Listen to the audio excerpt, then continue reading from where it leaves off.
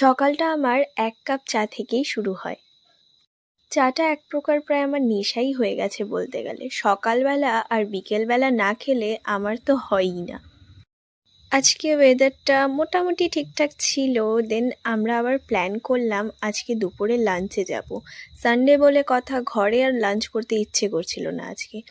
এই রেস্টুরেন্টটায় প্রায় আমি ৩-৪ বার এর আগেও এসেছি। আর এই রেস্টুরেন্টটায় আসলে আমি বেশিরভাগ বেঙ্গলি থালি খেতেই আসি। বেশ কিছুদিন ধরে এই নান, ফ্রাইড রাইস খেতে খেতে মুখটা জাস্ট পচে গেছে। তাই ভাবলাম যে বেঙ্গলি থালিই আজকে খাবো। খেয়ে দেয়ে তারপর একটা আইসক্রিম নিয়ে নিলাম আর চলে গিয়েছিলাম অন্য জায়গায়, সেটা অনেকক্ষণ পরেই, চা খেতে। আগেই বললাম যে আমার তো সকাল আর সন্ধেবেলায় চা না খেলে আবার হয় না। যাই হোক, তারপরে না আকাশটা কেমন জানি ওয়েদার হয়ে গিয়েছিল। ফার্স্টে ঠিকই ছিল, তারপরে আবার ওয়েদারটা চেঞ্জ হয়ে গেল। আমাদের এদিকের ওয়েদারটা কেমন জানি